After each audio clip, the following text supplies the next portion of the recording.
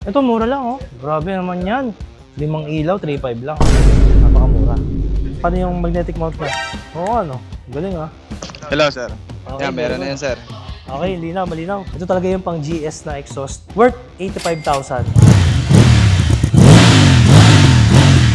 Ito nga pala, yung first owner pala nito ay si Yang De Castro, ang isang famous lady rider. Kaya beginner friendly, pwede sa mga lady riders. Acceleration, not bad.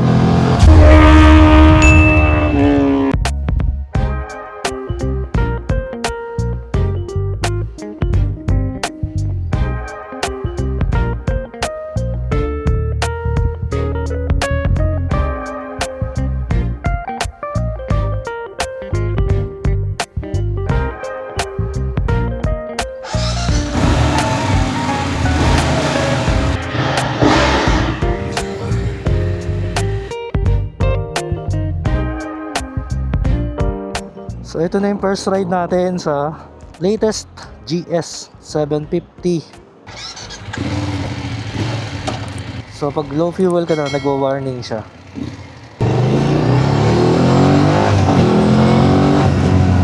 Ganda ng hatak. So ito, napalitan na siya ng Akrapovic exhaust. Legit, kaya napakagaan, gumaan na siya. And kung maalala niyo yung previous vlog natin, yung first ride natin sa F750 GS na 2021 model, hindi naman nakaka-analog display pa, tsaka stock pipe. Same engine naman, pero ramdam ko na gumaan dahil sa exhaust. And syempre gamit natin for the first time din yung helmet natin. And sarap gamitin. Comfort, para sa akin mas comfortable ito kasi sa version 1. Di ko alam kung bakit. Kasi naging mas comfortable eh. Sarap sa mukha, sarap sa ulo eh. At ang kagandahan sa 750, siya yung pinaka mababa ang seat height, pinaka magaan sa lahat. Kaya beginner friendly, pwede sa mga lady riders. Ito nga pala, yung first owner pala nito ay si Yang De Castro, ang isang famous lady rider na kasama rin natin sa Team Sec, na naswertihan na na-acquire natin to sa kanya. And then papunta tayo ngayon sa Sec Moto Supply kasi ang request ni Yang ay kailangan niya yung aux light na nakakabit ngayon. Kaya gagawin natin, papalagyan natin siya ng bagong aux light.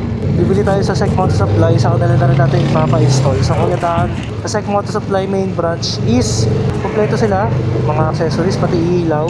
And then on the spot pwede mo na rin ipa-install doon lahat ng accessories na bibili mo sa kanila. Yun man, kagandahan ng mga 2 cylinders, malakas ang torque at meron pa rin siyang dulo.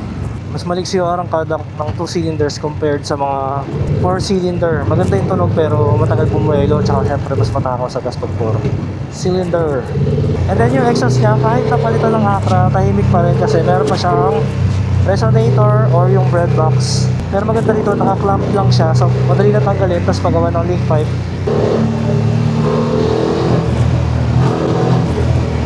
Sobrang dali gamitin. At isang patunay na kahit hindi tayo pinagpala sa height, pwede pa rin tayo mag big bike.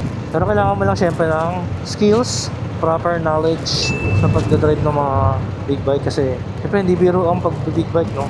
Kailangan mo ng proper technique, sanayan sa bigat, kailangan mo rin siya masanay. Kasi habang tumatagal na pag-big bike, lumalakas ka unti-unti. Yung dating mabigat sa'yo, pagaan na ng pagaan. Riding comfort so far, so good. Ang sarap. Meron nga pala itong remote adjuster dito ng preload sa side. Habang bumabiyahe, pwede mo siyang i-adjust. Actually, isa na naman tong bike na masarap yung for keeps. Kaya na meron na tayong adventure bike, yung 450 MT. Kaya syempre, hindi pwedeng for keep ng for keep. Kung pwede lang talaga, masusunod lahat ang gusto ko eh. Iipunin ko talaga sa garahe. Kaya lang, sayang eh, maliluma, masisira yung battery. Kasi kung di mo siya lagi nagagamit, sayang lang talaga. Mas masaya ako kung merong nakikinabang, makita ko yung merong tao magkakaroon ng big bike. May-enjoy niya kung ano ba talagang purpose ng big bike na yun. Hindi lang porket pagawin na tayo ng big bike tapos wala. Mabubulokin lang sa garahe. Clutch niya naman, di masyado matigas, sakto lang, manageable pa rin naman. Switches, same din sa mga GS 1250, mga buttons. Acceleration, not bad.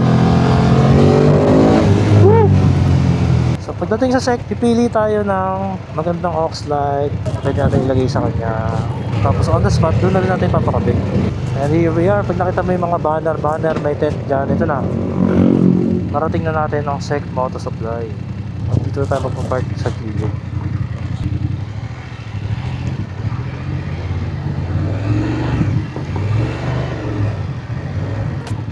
Abuti. Yun. Alright.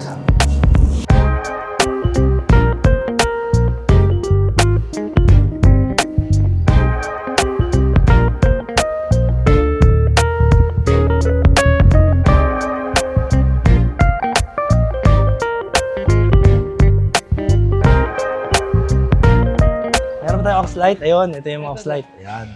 So ito yung sinadya natin dito. Dito napakaraming klaseng aux lights. Siyempre pipiliin natin yung pangmalakasan. Ito mura lang oh. Grabe naman yan. 5 ilaw, 3.5 lang.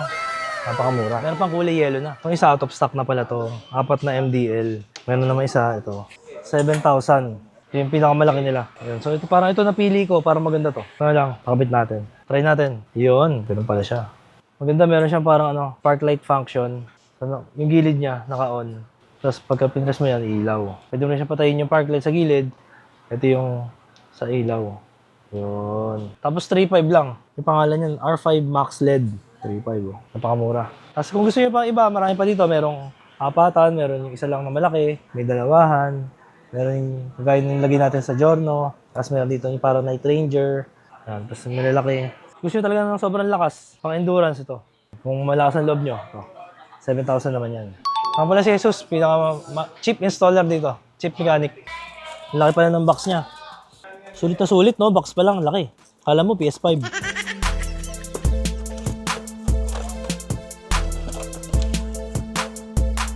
High-powered LED. Ito, magsama na siya yung yellow lens. Tapos may switch and ballast harness. Tsaka may kasama na rin siyang bracket, no?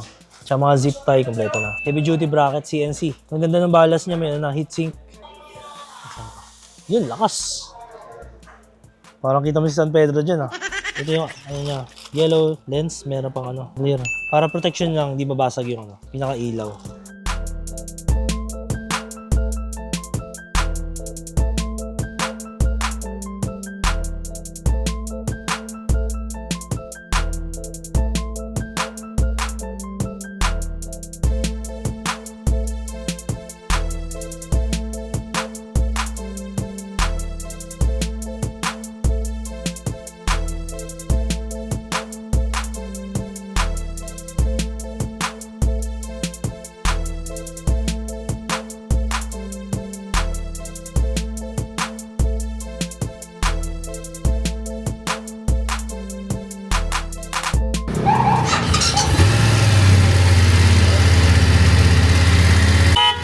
Finally, natapos na yung aux light natin sa GS750. Subukan natin siya. Ito yung naka-park light. Tapos, press natin dito. Yun. Kusina. Sa maganda rito, may kasama siyang yellow lens. Lagyan na rin natin. Yun, perfect. Ganda. Ngayon naman, pili tayo ng intercom kasi kung naalala nyo yung vlog natin previously, hindi kami magkarinigan ni Mrs. Katingin, kaya ngayon alamin natin ano ba yung mga magandang intercom na available dito sa Syke Photo Supply Main. Lahat naman po kasi maganda po yan, sir. Difference po kasi nito, sir. T2 ito po siya. 6-way intercom po kasi siya. Bali, 6 na group. Pwede po yan. Tapos with music sharing din po siya. 2-way lang po yung ito po. Hanggang dalawa lang po. With music sharing din po siya. Intercom din po siya. Hindi siya music sharing. Yun lang, meron siyang FM radio. 8-way intercom siya. Dami po siya. Pang marami lang din po siya. Mas magkano naman to? Ito is 4,000. Kasi mas marami na makaka-connect sa akin. Yes po, sir. Madami na rin po yan. 10 group po kayo ito po. Pang sampuan. Sampuan po to. Kahit nagano siya, sir, yung kumbaga kahit nag-music sharing, pwede po siya sabay po. Kasi yung iba, yung difference po kasi hindi po siya sabay. Ito meron din to music sharing. Meron din po yan, sir. Tsaka meron siyang mesh 3.0. Tsaka may, maganda magnetic mounting Magnetic na siya. mounting na rin po siya. Tsaka meron siya, may screen. Yes, meron po LCD. siya. Tsaka long battery life. Presyo naman ito is 4,800. One click connect lang po siya. Pag i-connect mo lang naman po siya, one click. Yan po. Nasa nagana, nag-steady na po siya. Yan, steady is connected na po siya. Ang balis. Tig isang click lang to. Yes, sir. One click lang. Tapos connected na siya. Yun. So kahit marami kayo, yun lang. Lahat po siya. Tig one press lang. Maghahat na siya. Paano yung magnetic mount niya? Oo, galing ah. Hello, sir. Yun. Hello. Okay, Yan, meron na yan, sir. Okay, malinaw. Very nice, sir. Very nice, sir. Sama natin pa uwi yan. So abangan nyo, kakabit natin sa mga helmet natin tapos gagawin natin na review kung maganda ba yung quality tsaka kung gaano katagal yung battery life. Finally, dumating na yung inaantay natin na adventure helmet natin, Aero Commander version 2. Ito yung pinaka-latest na Aero Commander ngayong 2025. And yung presyo niya is 22,900.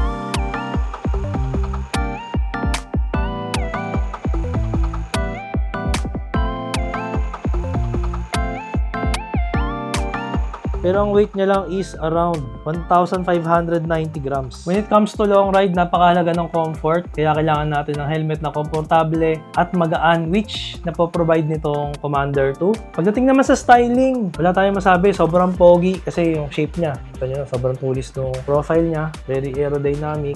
Napaka-aggressive ng design. Pati yung colorway niya. Perfect na perfect for sport touring and adventure riding. And also, this is distributed by Sec Moto Supply. And para sa akin, worth it yung presyo niya para sa kanyang quality. Itong BMW F750 GS ay merong 850cc parallel twin engine. Yung brakes niya ay Brembo, dual disc brake, dual calipers. Pati yung rear caliper niya ay Brembo din. Naka HP colorway to, yung blue and white, tapos may red decals. Which is yung mga talagang hinahanap ng mga tao na kulay. So ito na yung pinalagay natin sa Sec Moto Supply, yung R5 nila na ilaw. So merong yellow lens, nag-match dun sa yellow lens cover na accessories nitong GS. And pakita ko rin yung mga iba pang accessories niya. Meron na rin siyang sport windscreen, meron siyang handguard, meron siyang stainless na brackets worth 32,000. Side panniers na stainless din. Meron na rin siyang BMW na splash guard. May plate number na, syempre siya yung modelo na GS na 750, naka TFT display, 2,300 odo. Meron na rin siyang navigation, Android Auto, Apple CarPlay, meron na rin dashcam, meron siyang wireless tire monitoring system. Meron na siyang Akrapovic exhaust na legit. Nakalagay talaga BMW Motorrad. Ito talaga yung pang GS na exhaust, worth 85,000. Soundcheck na rin natin tong Akrapovic exhaust.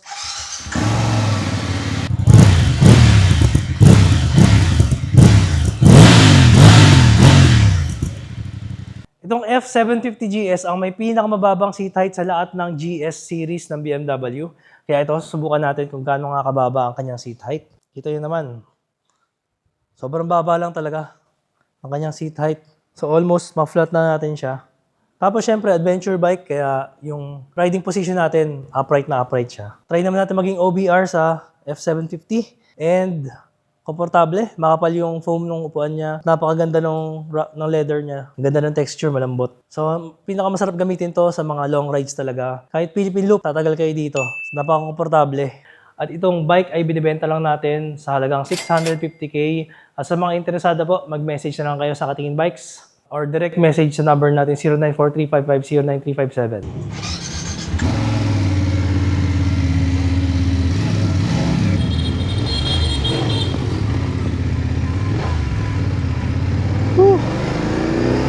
Hindi ng summer heat. So dapat lang tayo na more than 2 hours na sa installation. Siyempre, shout out sa Sec Moto Supply main branch Caloocan. Sobrang reasonable na mga tinda nila doon. Mga aux lights nila, ang daming choices. Siyempre, habang tumitingin ka ng aux light, napapatingin ka pa ng ibang mga pyesa, kaya napatingin pa tayo ng mga intercom. Tsaka yung raincoat nila, maganda yung SPRS, malambot na raincoat. Although wala pa naman tag-ulan ngayon, nag-ready lang tayo. Iba yung ready lang tayo sa rainy season.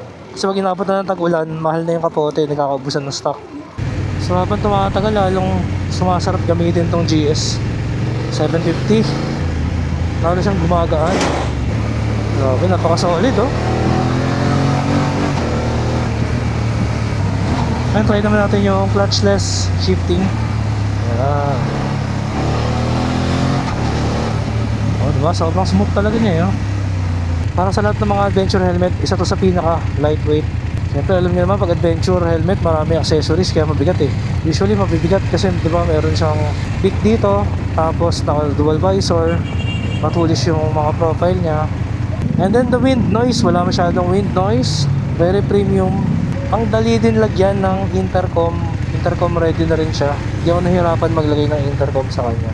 Yun nga lang, yung presyo niya ay tumaas. Mas mahal na itong version 2 kasi nga naka siya carbon composite material na yung ginamit sa shell niya.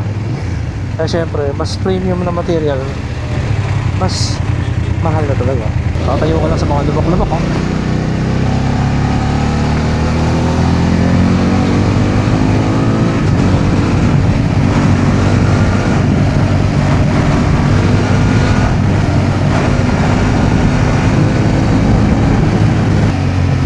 Ito yung namimiss ko pag naka 450 MT ako. Siyempre yung power, hindi siya ganito kalakas. May limit lang talaga yung power ng 450cc versus 750. 850cc pala ito. Almost double the displacement, no? Isip ako nag-isip 750 ito, pero sa pangalan lang yung 750. 850cc talaga siya. And wala akong masabi, sobrang sarap gamitin, no? Makahanap ka ng sariwa na ganito, makagaya nito, don't hesitate, get it. Panalo talaga. Upload natin ate. Load ko ng suspension.